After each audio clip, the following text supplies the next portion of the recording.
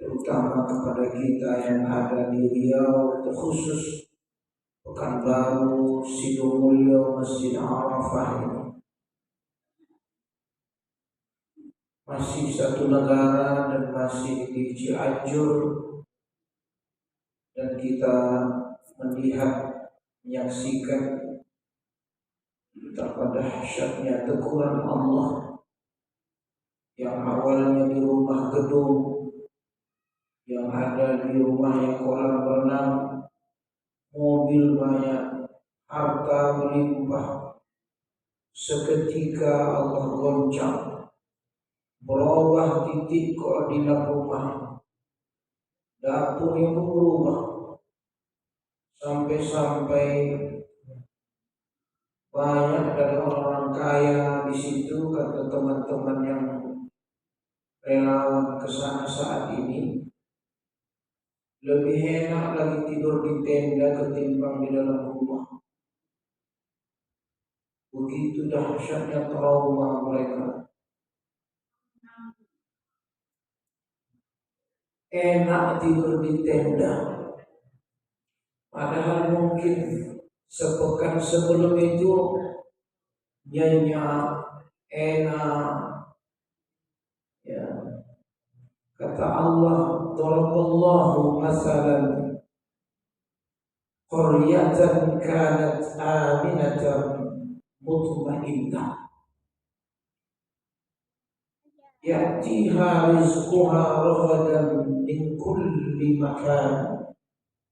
Allah umpamakan suatu negeri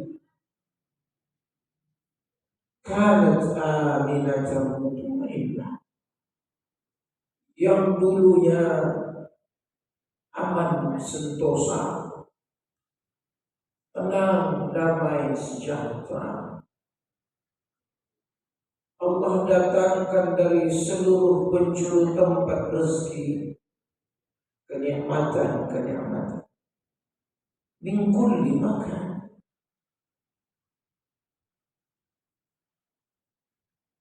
Fakafarat bi an'amillah,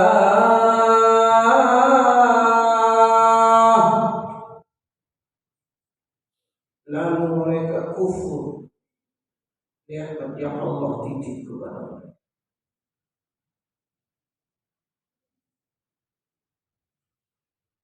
Diberi, dititip, ternyata semakin jauh dari Allah.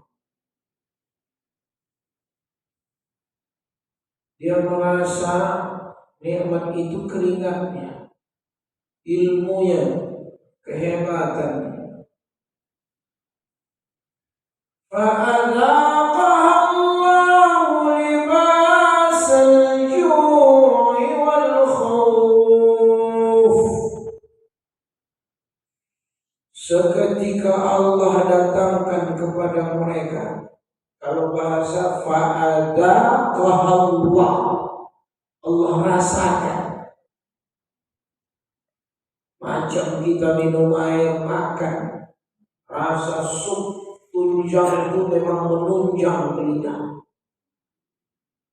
Gulai patin, gulai lomak memang betul-betul menari di lidah. Santannya, kunyitnya, asam-asamnya. Begitulah rupanya azab ini. Fa'adaqaha Allah libasal ju' wal khawf. Ada yang Allah rasakan. Ini bukan manis, pahit, asam, pedas. Tapi kalau dah azab yang datang, Allah sentuh apanya? Perutnya. Yang ke sawah tak ke sawah, ATM tak berfungsi. Ada pun ATM ada duit, yang jualan tak ada, lari mengungsi semua. Kemana mau dicari makanan? Tak ada, akhirnya lapar. Namanya muaranya hulu hilir, satu aja Allah tegur. Apa itu? Gempa. Udah, apa itu? Kelaparan.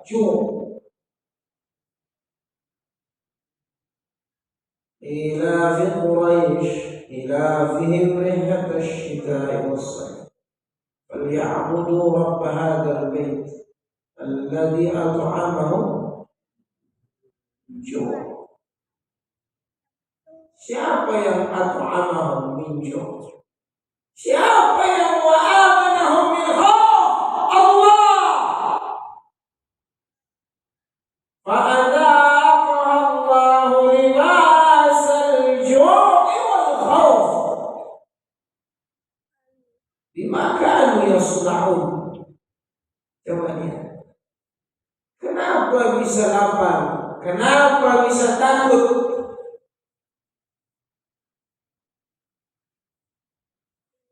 Karena ada sebab. Kata Allah, dimakan atas ulah perbuatan yang mereka lakukan. Kata Allah di ayat yang lain, wa ma asabakum min musibah. Taklah ada musibah yang menimpa suatu kaum. Fabima kasabat aydikum, kecuali ulah tangan kamu.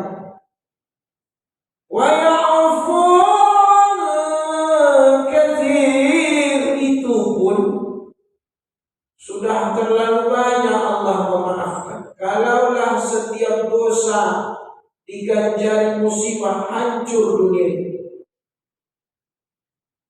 seperti umat-umat terdahulu. Itulah doa yang diijabah oleh Allah kepada Nabi. Jangan ditimpakan azab seperti azab nabi-nabi yang kaum-kaum yang membuat ulah terhadap peringatan Nabi dahulu dikabulkan oleh Allah. Jangan ditimpakan penyakit seperti kaum-kaum zaman Nabi terdahulu dikabulkan. Ada yang tak dikabulkan. Fadaraballahu riqaba ba'duhum riqaba ba'd. Sesama umat Islam itu berselisih, bertengkar, cakar-cakar. Mainlah.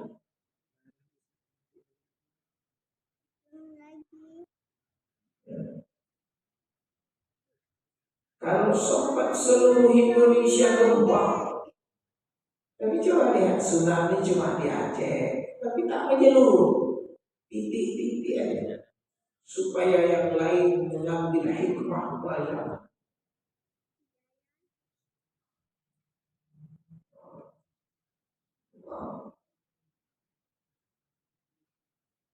Baik, sebelum saya sampaikan tema yang sesungguhnya, itu sinopsis mukadimah,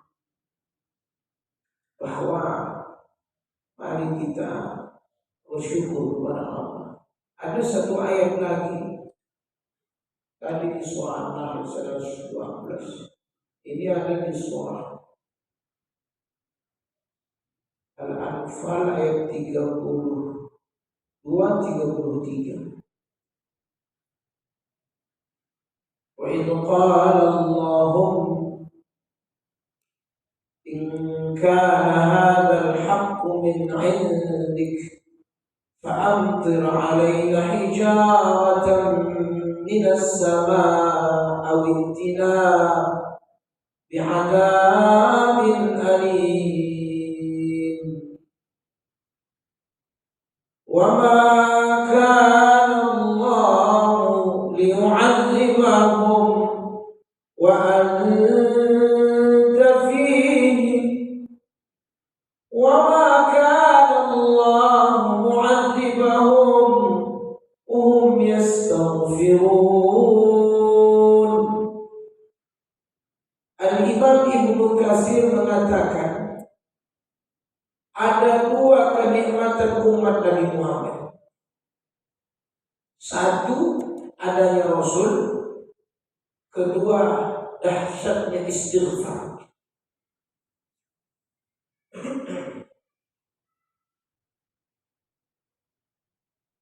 Ayat ini asbab nuzulnya Abu Jahal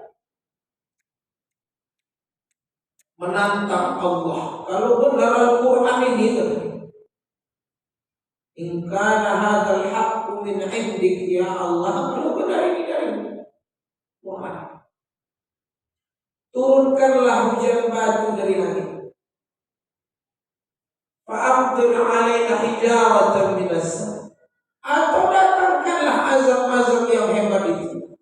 Bi'an awitina bi'adzabin. Dia ngetes.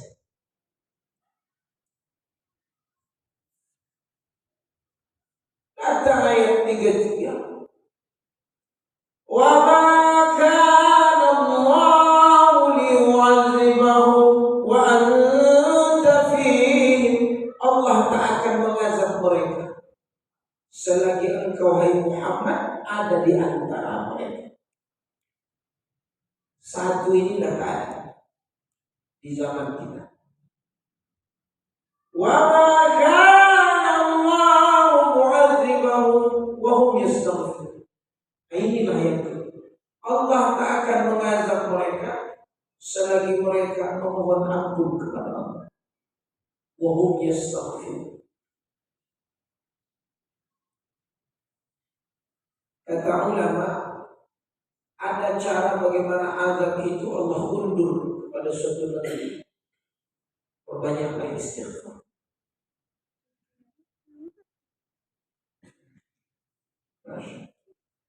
Baik, saya ingin menyampaikan temanya berkaitan dengan tema kita tadi, yaitu penjagaan Allah. Ini temanya. Siapa yang tak kepingin Allah menjaga diri kita, menjaga keluarga kita, Allah menjaga harta kita, Allah menjaga di antaranya adalah sawah, ladang, kebun kita, usaha.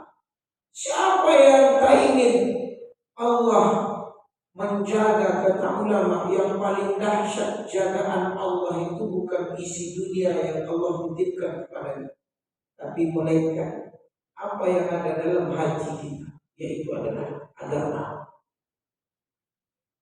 Karena kalau agama sudah dicabut, loss, tak ada nikmatnya dunia. Yakin? Ambillah contoh. Justru yang ada Allah permalukan mereka, Allah hinakan mereka sehingga manusia yang lain meruntuhkan kehormatannya, membongkar aib-aibnya. Masuklah dia di berita, menjadi viral dengan keburukan, kejelekan akhlak dan ketamakan, kerakusan, sehingga dia meminta penjagaan kepada selain Allah. Saya mau nanya, kira-kira kalau 10 security, ada 20 kamera CCTV, satu security, satu CCTV,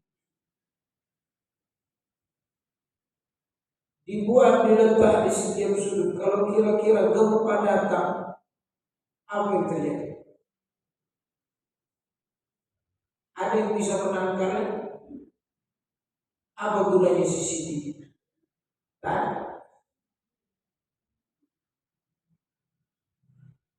Apa gunanya security? Dia ulangi.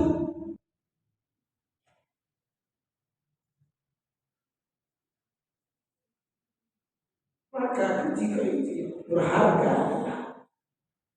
keimanan kita kepada Allah. Itu yang mahal. Makanya hadis ini kata Rasulullah dari Abdullah bin Abbas, kuntu khalfan Nabi. Aku di belakang Nabi. umur Abdullah bin Abbas ini ulam. Ulam itu umur 2 sampai 9 tahun.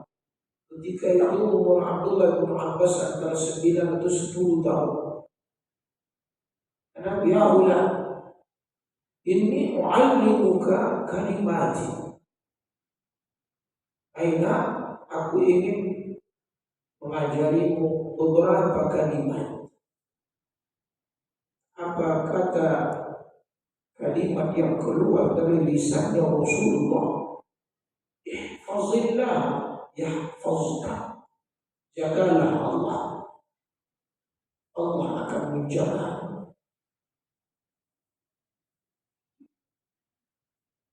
Ada 2 buku hadis yang saya baca menerangkan hadis ini, sehingga kata ulama hadis, ihfazillah itu sebenarnya adalah jagalah batasan-batasan, jagalah hukum-hukum, jagalah halal dan haram. Yang perintah kau laksanakan, yang larangan kau jauhi. Jagalah Allah berarti ajaklah seseorang untuk ta'muruna bil ma'ruf, menyeru kepada yang baik, wa tanhauna 'anil munkar. Serulah manusia ini untuk mencegah kemungkaran. Ternyata Allah akan melepaskan kendalinya kepada suatu kaum jika di negeri itu tidak tegaknya al-amru bil ma'ruf wan nahyu 'anil munkar. Semua diam. Ada yang baru ini disahkan oleh pemerintah melalui DPR tentang rancangan undang-undang KUHP, juga yang sebelumnya saya baca ada putusan Amerika yang akan singgah di Indonesia ini. Salah satu misinya adalah ingin mengesahkan, melegalkan nikah sejenis LGBT. Dia sudah sampai di Vietnam, kemudian ke Thailand, ke Filipina, baru nanti ke Indonesia. Lalu berbicara seorang menteri termasuk Luhut bin Sarpanjaitan bilang, orang-orang gay LGBT ini harus dibela. Begitu mereka membela. Jangan sampai dia tidak mendapatkan hak. Dan dia juga adalah bagian dari warga negara. Oleh Kemlu, Kementerian Luar Negeri, saya baca ternyata ada semacam ketidakpastian hukum mengambang, tak ada ketegasan dari pemerintah. Karena ini adalah bagian dari propaganda dan program internasional seperti United Nation atau bahasa kita PBB, untuk, kalau bahasa mereka adalah menghambat lajunya perkembangan manusia, karena penduduk bumi ini sudah banyak. Jadi disedikitkan. Caranya program adalah program LGBT. Jadi ini bodoh-bodohan. Dan ini sebenarnya kalau Ta'ala yang menasihati ini, maka berlakulah ayat Allah, wattaqu fitnatan la tusibanna alladziina zalamu minkum khassah. Takutlah kamu fitnah, kata Imam Ibnu Katsir. Fitnah itu ujian dan cobaan, azab bala yang tidak hanya menimpa orang-orang yang berbuat zalim saja di antara kami, tapi orang soleh, orang jahat, orang baik, orang tak baik kena juga. Kenapa? Karena mendiamkan. Jadi apa gunanya kita ini soleh, baik, menganggap kita ini sudah penduduk surga semuanya. Kenapa? Udah ke masjid. Tapi yang berjudi di samping rumah dibiarkan, yang diskotik mau perempuan dibiarkan, RT RW dibayar masuk angin, akhirnya membiarkan. Lurah camat pun masuk angin bisa, akhirnya biarkan. Kalau bersuara kau dah bayar.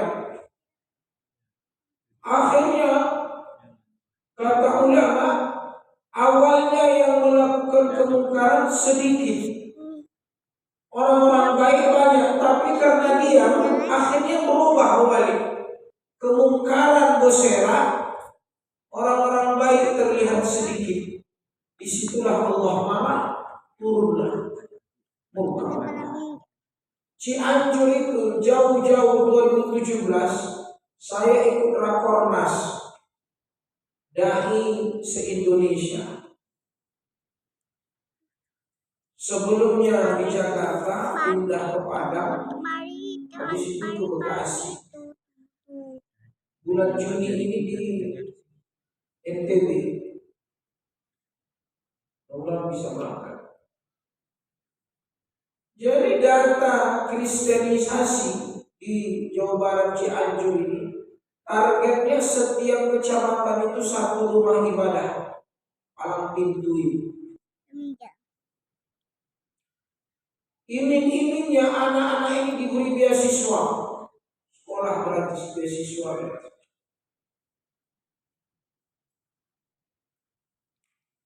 Camat, lurah, RT RW dikondisikan mengamuk masyarakat, akhirnya kumpullah warga kumpul, aparatur negara kumpul. Perkumpulan itu dibuat tanda tangan, kopnya dirubah bahwa perangkat pemerintah dan warga setuju dibangun rumah ibadah. Bayangkan, demo masyarakat, tanda tangan, atasnya dirubah, menyetujui dibangunnya. Akhirnya dibangun. Anak-anaknya narkoba, sabu, tempat-tempat hiburan berserak. Tak ada yang perhatian dengan agama. Masing-masing urusan masing-masing. Nanti dinasihati Pak Ustaz, apa yang terjadi? HAM, hak asasi manusia. Jadi alasan Pak Luhut ini juga saya baca di media ini, bahwa LGBT itu kan juga hak asasi manusia, jadi harus dilindungi. Begitu. Jadi saya tengok kalimat HAM ini itu semua di situ. Kalau udah kepentingan setan ini, jadi dibuat undang-undang berlindung di HAM. Ini data Jawa Barat. Ngeri sekali. Sekarang barulah kita mendengar video-video orang banyak sadar sambil la ilaha illallah, Allahu Akbar, angin datang, bukuncak, baru istighfar, baru bertasbih, baru bertahlil, la ilaha illallah ya Allah, rumah kami, ladang kami, ternak kami. Sebelumnya masjid kosong. Nah ini nasihat Nabi, ihfazillah, jaga Allah, yahfazka.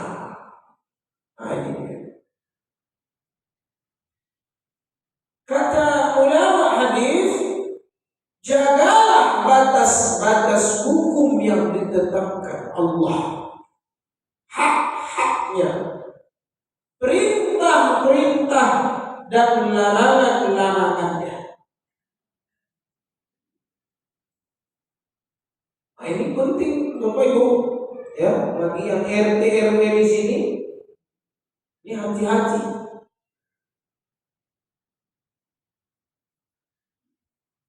Kita sedang tidak baik-baik saja, kira-kira begitu. Nampak aja begini-begini, ini perang dingin ke 2024.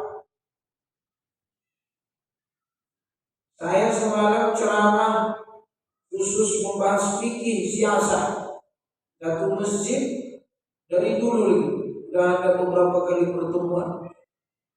Ada yang menanya, apa pendapat Ustaz tentang sekarang ini, baik itu Nasdem, Pak Anies Baswedan dan lain sebagainya. Saya bilang, kalau ingin bicara agama, ambil sumpahnya dulu. Ambil sumpah Pak Surya Paloh di hadapan umat Islam bahwa betul-betul ingin memenangkan Islam. Baru kita bahasa percayanya, baru kita yakin. Tapi kalau cuma pidato-pidato, saya tak mau saya hadir di situ. Saya takut ikutan. Ya, karena kita khawatir panas-panas apa kata? Air ini. Kalau air minum panas-panas kuku. Hati-hati. Maka kita umat Islam ini kadang kena apa? Kena prank. Menyakitkan. Terlalu mudah percaya. Terlalu mudah menelan isu-isu. Tapi tak jeli melihat siapa mereka. Apa track record mereka terhadap umat Islam ini. Tiba-tiba begini, tiba-tiba begitu. Ujuk-ujuk percaya. Akhirnya agama yang dijualnya. Maka saya bilang hati-hati. Pandai-pandai kita menengok keinginan orang. Mulai bicara agama. Cuma di leher aja kadang. Masuk ke perut, habis itu dibuangnya besok pagi. Kalau betul agama itu tunjukkan. Ya kan? Tunjukkan betul loyal itu. Itulah akidah wala, menjaga Allah itu karena ada wala, loyal. Contoh seperti Piala Dunia, saya buatlah semacam tulisan. Ini bukan hanya bicara Piala Dunia di Qatar, tapi memang betul-betul mereka menjadikan olahraga bola yang ada di Qatar ini memang betul-betul mengenalkan Islam, mendakwahkan keindahan Islam. Mana ada Piala Dunia penonton pulang-pulang keluar dari apa namanya? Stadion makan gratis, minum gratis.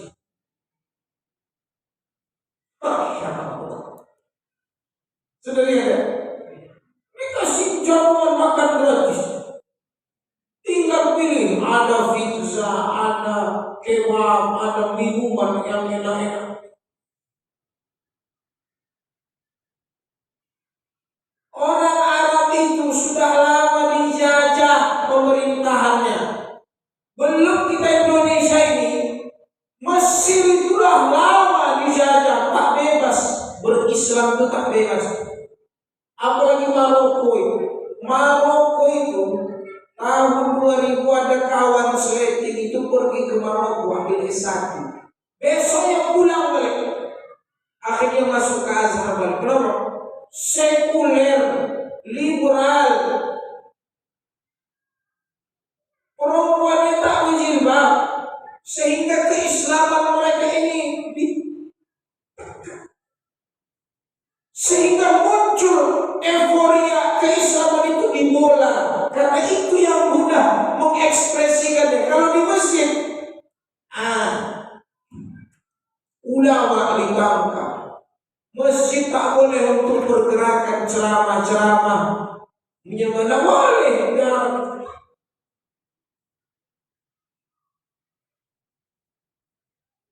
Maka di balik bola ini dibungkus oleh kata bagaimana supaya semangat wala terhadap lambang negara Islam, bahasa Arab.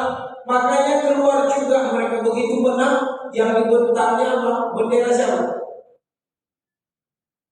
Ada dia? Bendera Palestina.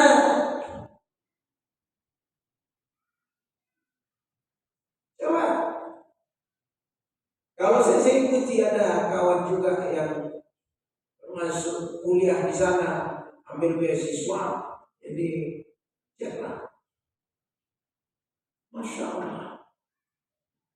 Dibuatlah masjid itu, setiap stadion ada masjid. Ada imamnya, ada azannya.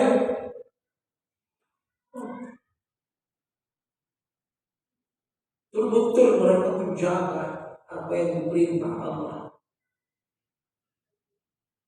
Maka orang yang menjaga batasan-batasan Allah, Allah memuji surah Qaf. Hada ma tu'adun likulli awwabin hafiz man khasyiya ar-rahmana bil ghaib wa jaa'a biqalbin munib. Inilah nikmat yang aku janjikan, kata Allah. Hada wa tu'adun. Kepada siapa nikmat janji itu? Apa? Surga. Karena ayat sebelumnya kata Allah di ini ayat 30 berarti 31. Wa uzrifatil jannatu lil muttaqina ghayra ba'id. Allah sediakan surga kepada orang yang bertakwa. Lalu kata Allah, hada ma tu'adun. Inilah janjiku, kata Allah. Allah Maha menepati janji. Kepada siapa? Awwab hafiz. Kata Allah, kepada orang yang senantiasa bertaubat dan orang yang memelihara batasan-batasan yang ditetapkan Allah. Dan mereka sabar untuk menjaga batasan-batasan. Ulaika yujzauna al-ghurfata bima sabaru.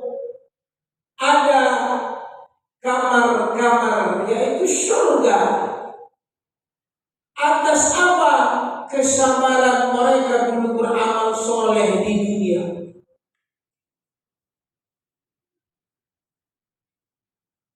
Coba, tadi saya bawa anak pulang sekolah ke rumah makan.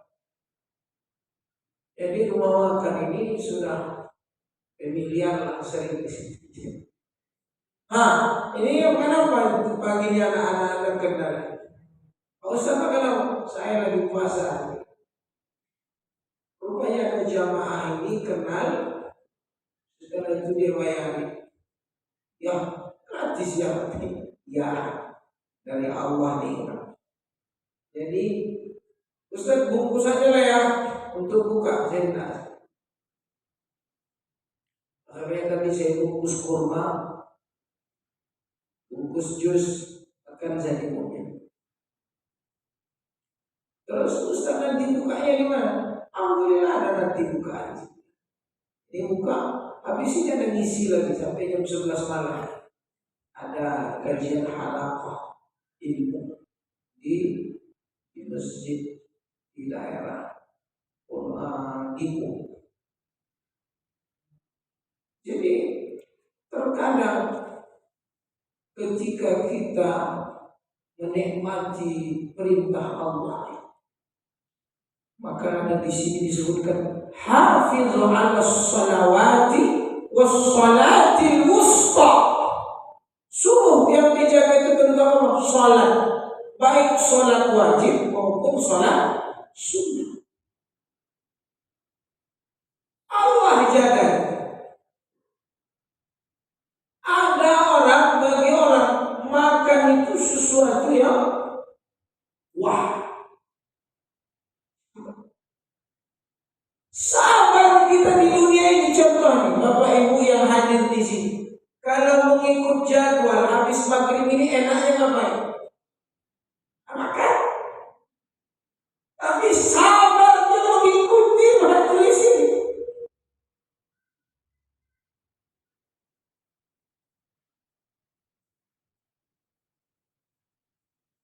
Tapi kata Allah, itu bukan Allah diamkan barang itu. Allah sebut itu di akhir surah Al-Furqan.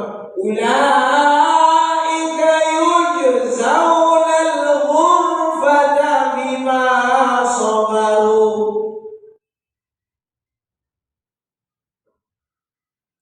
Enaknya sekarang ini persiapan menonton Piala Dunia.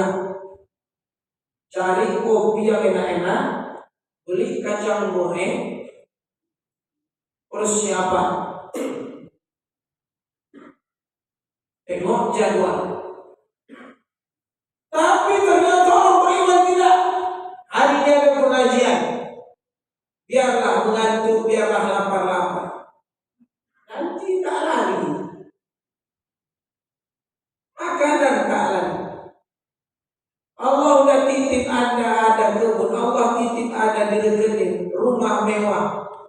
Kapan mau makan? Pembantu ada yang menyiapkan. Apa yang mau kau cari lagi? Apa yang kau inginkan lagi? Kalau semua Allah titip untuk, cuma satu yang Allah minta, jaga batasan-batasan, hukum halal ya halal, haram haram. Sudah syurga bagi Allah yang janji.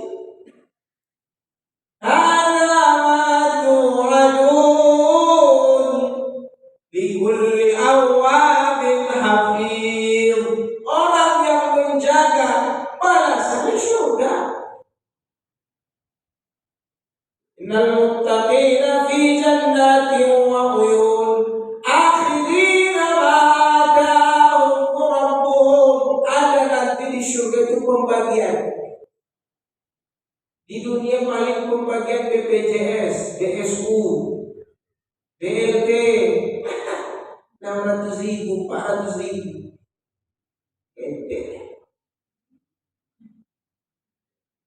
Allah bilang akhirina ma atahum rabbuhum. Mereka mengambil apa yang Allah beri kepada mereka semua. Innahum kanu qabla dzalika muhsinin. Karena dulu di dunia mereka itu orang baik. Ciri orang baik menjaga Allah dalam hidup. Suruh sedekah dia sedekah. Suruh salat dia salat. Kenapa? Orang yang menjaga batasan itu kata Nabi paling tidak di antaranya adalah umurnya dia jaga. Kemana dia habiskan?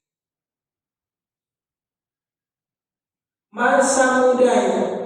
Makanya di hadis ini ada satu subjudul berbicara tentang masa muda. Karena yang paling rawan untuk menjaga batasan-batasan itu kapan? Masa muda. Baru-baru ini ada beberapa pasang keluarga, kalau istilah apa itu klien lah ya, mendatangi. Akhirnya saya bilang jangan ke rumah kalau isunya rawan. Masalah kisruh keluarga, suaminya tak nyaman dengan istrinya, istrinya high class, mengawasi suami. Maunya setiap 5 jam selfie, dia di mana, kerjanya apa, lapor bos, bla bla bla bla. Jadi itu kita coba beri nasihat, beri arahan. Hak suami, kewajiban suami, hak istri, kewajiban istri. Cuma satu aja masalah. Udah bersyukur aja. Kerjaannya hartanya dua-dua itu masya Allah. Satu ganteng, satu jati. Ada kurang. Kalau ibarat mata dunia sudah Allah beri dia nikmat. Tapi Allah kasih lagi ujian yang sangat detil. Apa itu? Perasaan, korban perasaan. Karena begitulah ujian itu. Udah selesai yang nampak-nampak, yang tak nampak itulah jadi ujian. Akhirnya saya tanya yang pertama, abang gimana ibadah abang? Astaga, inilah masalah nih. Kakak ada masalah ibadahnya. Ya kadang ini, kadang itu, ya ini. Dan sholat kadang lambat. Itulah masalah. Saya minta waktu 1 pekan. Kalau mau datang nanti menghadap saya, udah bagus sholatnya. Banyak zikir, banyak tahajud, puasa sunnah. Udah banyak resepnya. Jangan sholat dulu. Baru boleh ini. Waktu pertemuan kedua saya diundang makan, ada buat mereka acara ulang tahun pernikahan. Udah mulai rangkul-rangkul, udah mulai wajahnya, udah cipika-cipiki, senyum, ngobrol, selesai. Dah habis tanggung jawabnya. Jadi ternyata ketika kita menjaga harta, gelisah. Ada pepatah bilang, al-ilmu yahrusuka wal malu tahrusu. Kalau ilmu yang menjagamu, kalau harta kau yang menjaga harta. Maka orang yang kering ilmu, kering amal, maka sulit dia menjaga batasan-batasan. Maka sehebat apapun, sebanyak apapun Allah titipkan, yang namanya majelis ilmu ini jangan pernah absen. Karena dia menjaga. Tapi kalau harta, capek. Kejadian di sini, diambil orang di sini, yang harganya berkurang bertambah, yang bensin naik, yang ini apa nih? Tadi curhat makan dulu bareng Solo Ustaz 135, sekarang 160.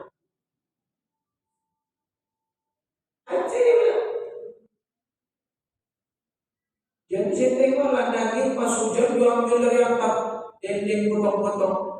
Pas kilo daging, sekarang udah 140 lebih. Tentu aneh kan harga makan ini Ustaz. Itu kalau harta. Coba kalau ilmu, Masya Allah yang jaga. Maka jagalah batasan-batasan. Di antaranya salat. Ada ayat-ayat jaga mata. Kullil mu'min yaghuddu min absarihim. Apa yang jaga kemaluan? Walladzina hum termasuk ini wal hafizina furujahum. Walladzina hum li furujihim hafizun. Kalau di surah Ma'arij. Sumpah pun dijaga, wahfadhu aymanakum. Wudu jaga. Coba siapa panglima yang mau ditangkap PKI yang selamatnya Nasution? Iya. Jadi saya pernah mendengar Pak Gatot Nurmantio ceramah. Salah satu apa dia? Kenapa selamat dia? Salah satunya rupanya dia menjaga wudu. Jenderal yang menjaga wudu itu termasuk. Banyak di antara jenderal yang juga jaga wudu. Ya Bu ya? Jangan cuma make up aja kok jaga. Takut luntur. Karena karena pikir apa? Glowing. Harusnya dengan wudu ini kita glow, ya. Masya Allah. Makanya Bilal itu cemburu aku kepada engkau Bilal, kata Nabi. Kau di dunia punya sendal mudah terdengar dia surga. Dia selalu wudu dan sholat sunnah wudu. Bilal, bagi dia tukang azan, Masya Allah. Padahal sebenarnya dia hamba sahaya. Kemudian yang dijaga tahfaz ar-ras wa ma wa'a wa tahfaz al-badan wa ma hawa. Jaga perut. Saya baru ini menyampaikan tentang tazkiyatun nafs, masalah perut. Jangan terlalu kenyang. Kenyang itu susah datang hikmah. Menganggap orang semuanya kenyang, jadi sulit untuk empati dan sulit untuk bergerak. Kenapa? Kenyang itu membuat orang malas betul. Dan banyak penyakit. Itu gak tahu nama. Maka jaga wa tahfaz al-batan wa ma hawa. Jaga perut dan apa-apa yang ditampungnya. Jadi menjaga batasan Allah termasuk juga menjaga perut. Masya Allah. Baik, ini saja kalau diteruskan waktunya dan mudah-mudahan itu saya bilang tadi ada dua penjagaan Allah, satu dunia, yang satu lagi agama. Allah menjaga agama ini, itu yang lebih dahsyat yang harus kita jaga. Agama hilang, iman hilang, ada gunanya dunia ini, sesat dan menyesatkan. Billahi taufiq wal hidayah. Assalamualaikum warahmatullahi wabarakatuh.